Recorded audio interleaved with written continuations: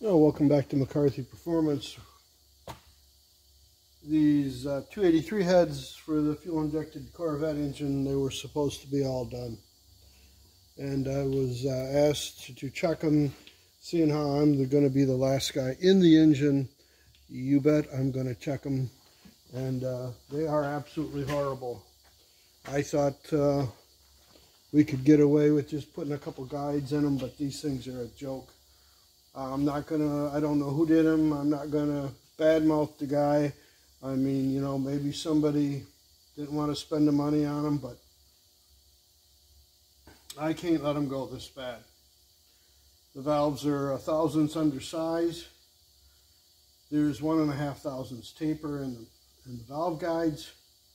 And right now the valve guide on the tight end of the spec is at 3, which is kind of, you know, you could probably run them like that, but being that we got 1.5 thousandths taper in them, they're roughly around 4 to 4.5 thousandths, and that's awful loose. You know, if it was a drag engine or something of that nature, it would be a different story, but these things just wobble. The exhaust valves are even worse. There's a couple in there that probably don't need to be done, but you know, I think there's 2 that are on the marginal size, and I'm not going to fool with it. I'm putting all new guides in them. That's what we're going to do. That's what I plan on doing today. I've got guide pilots in each one of these. I'm going to adjust the table and adjust the head for each one. That had a valve job on it. Obviously, that valve job is out the window now, but I want to try to center up, and I don't even know how they centered up because some of my pilots are loose on that, you know, and these are the biggest pilots I've got. I'm assuming they used expanded pilots, and I have some of them, but I want to center up on each one, and I'm going to do each guide. These 2 are relatively on the same plane in the angle, but assuming that they're all perfectly straight from the factory, you'd be wrong. And being that there's a valve job already on these, I just want to touch them up. I don't want to get way off. So hopefully we're going to hit them close enough that we won't have to go through a lot of aggravation. So we'll get going on it.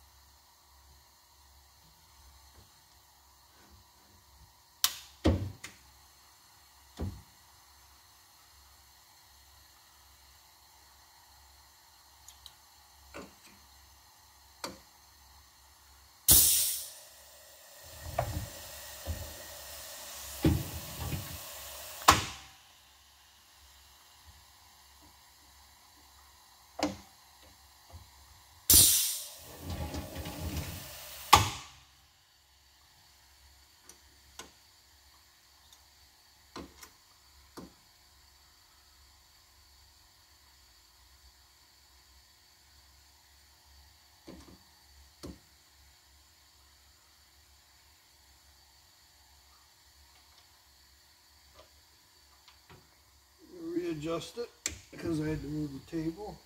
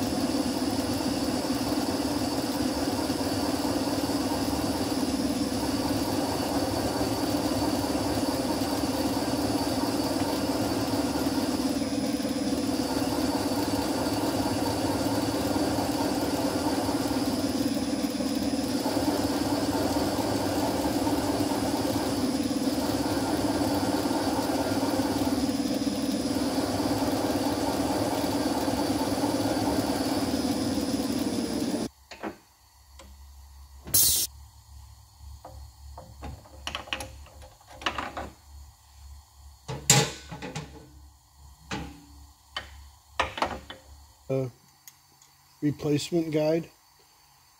A lot of times when you ream them or core drill them, ream them, you can put a little clamp on these, but usually they chip. I don't even try to save it anymore. I just go in there and spot them, and then my guide will stick up, and it'll be a 500 diameter, and I'll use a 500 diameter seal, or I'll just put an umbrella seal on these. But this is kind of, you know, I've never had much luck saving them.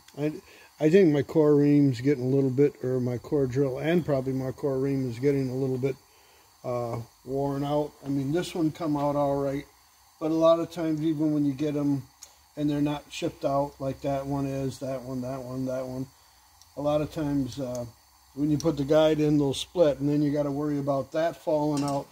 And basically what I do is I have a little seal like that. This is just a dummy seal that I keep around, and my guide will come out and it'll sit on top, you know, and it's no big deal. But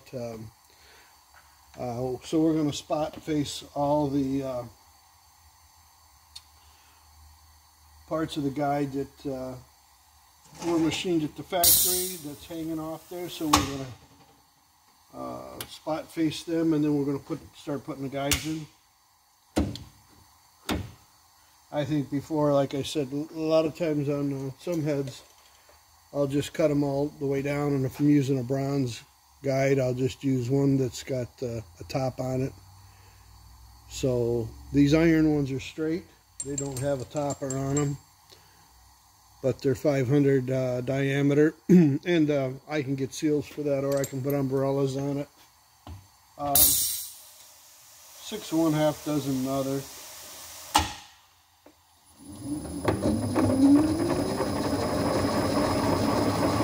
I'm just going to go down until I hit the factory. That one's done.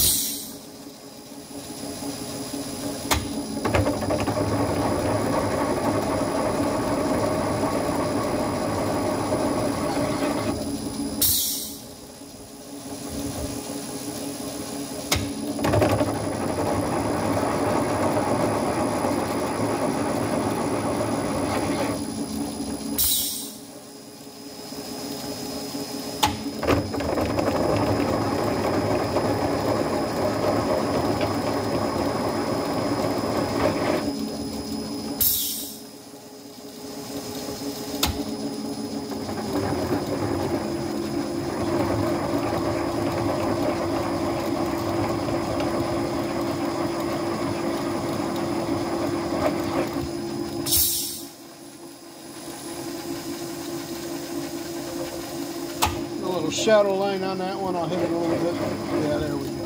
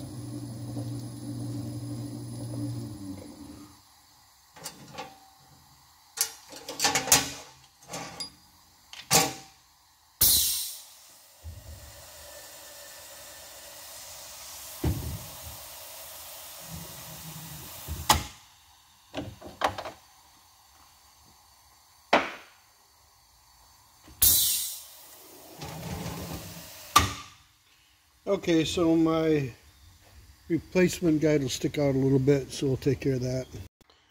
So we got these spot face. Now I'm just going to go in there and I'm going to break the edge just by hand. Just so there's no burr that'll come off of them when I drive the guide in. And that's all we got to do. That's going to be good enough.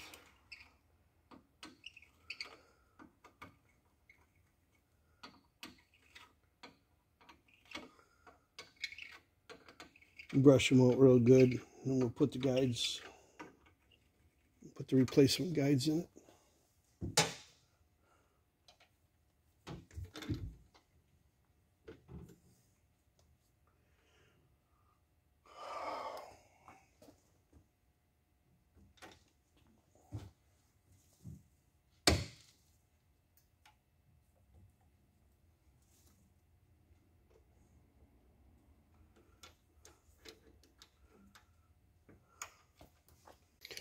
Okay, I got these pretty much driven in by hand.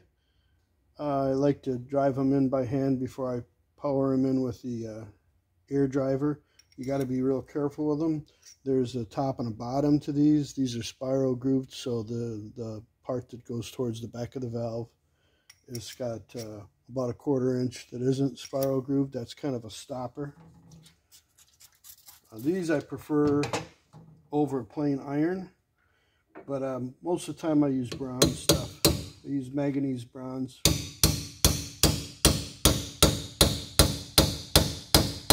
But this is kind of an OEM mild build, kind of going with this style here.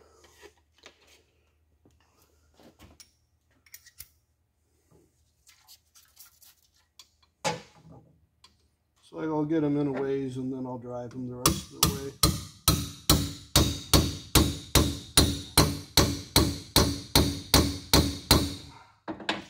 I use a couple washers that fit tight, and I'll spot face the guides, top and bottom. Then we'll ream them lightly, because when they get drawn in, they sometimes will shrink a little bit.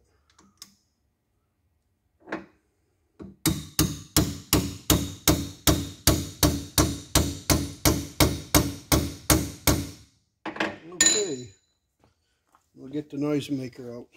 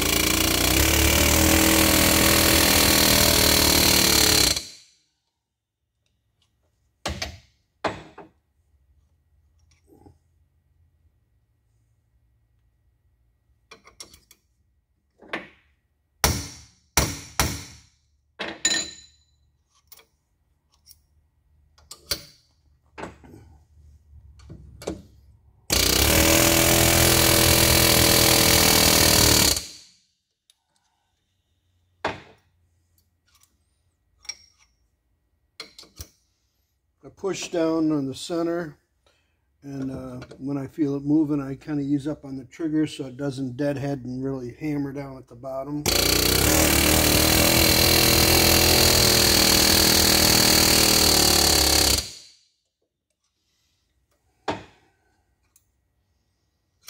It's got to go a little further. That's good enough. I'll go in and I'll spot face all these. So if there's a couple that are up a little higher or a little lower, it's not going to matter. There's plenty of guide where we're not going to cut through into the spiral, because there's a stopper down at the bottom of the guide. When I mean stopper, I mean that is a knurl, so it kind of stops the oil from running right out the guide. So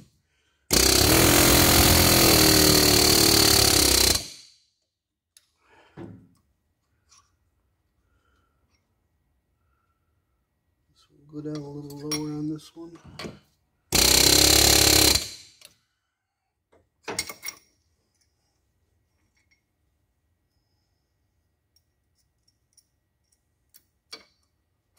Like to push as hard as well, not as hard as I can, but firm pressure on the driver. Make sure you're centered up on it,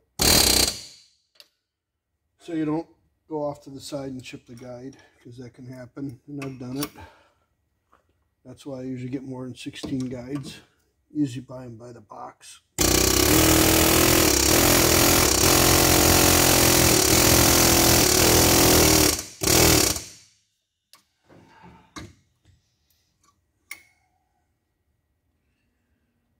Okay, I'll just maybe tap this one a little bit.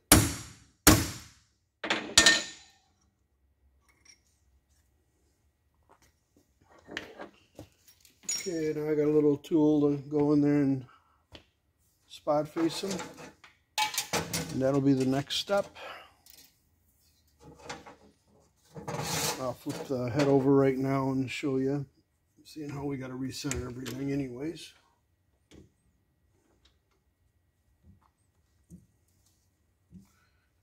But you can see that this one here is a longer one because I didn't want to run out.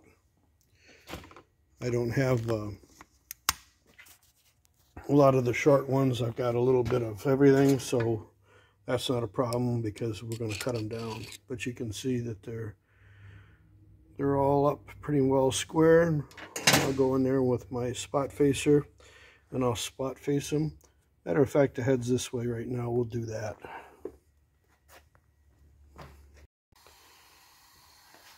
Okay, so we got the spring pocket level with the machine. We're going to go in and we're going to flatten these all up. This is my little test seal for checking to make sure that we have enough and everything looks good.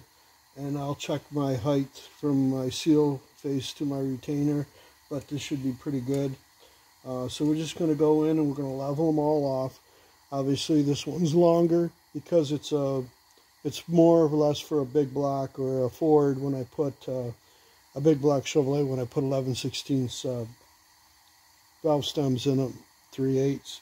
So I didn't have enough to do all of them. I got some coming, so I wanted to get this all squared away today, so I'll just cut this one down. That ain't a problem. So we're going to get the machine ready and set up to go.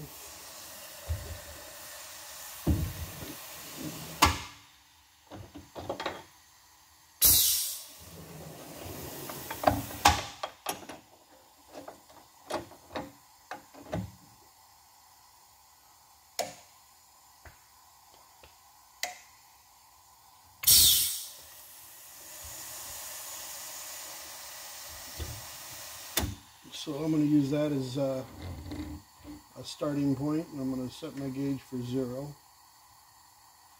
And they'll be all within probably a couple thousandths, which will be close enough for just the top of the guide. So we'll go to the next one.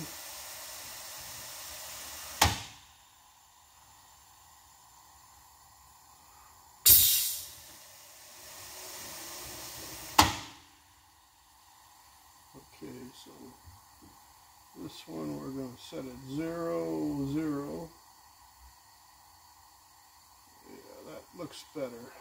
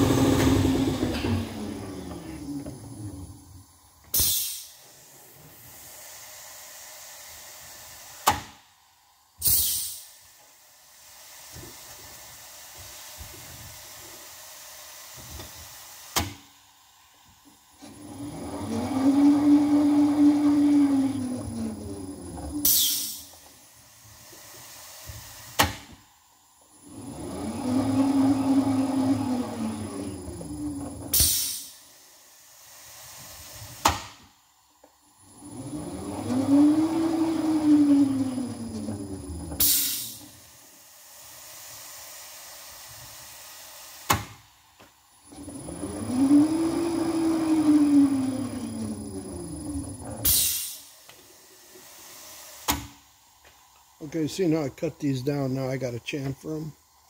I have a tool for that. I just center up on it, let it find its center, and just lightly touch it, just to break the edge off, so it don't tear the seal all to hell when you put it in. If I go to a rigid chimney inner rubber Viton seal, so and it looks more, looks a little better that way too. So we'll go in there with this. I just center up on it with the air float.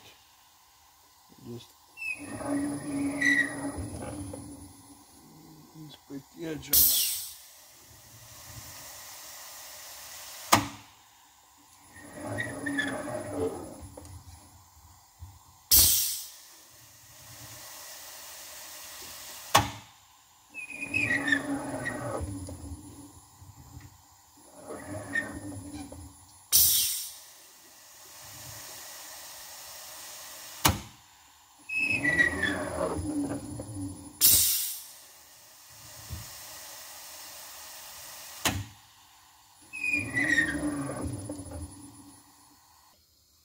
I'll ream these to size, and then we'll be putting a valve job back on these.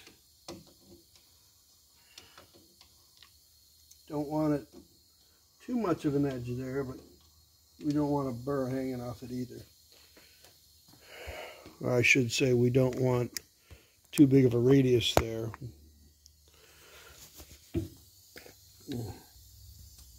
They're a little bit dirty, but we've got some iron on them, but that's kind of where we're at on them. And then these have all got a little bit of a break on them. That one looks like it could have a little bit more on it. We'll do that by hand. Take care of that one. Well, I think that's going to be it on this video. Well, thank you for watching.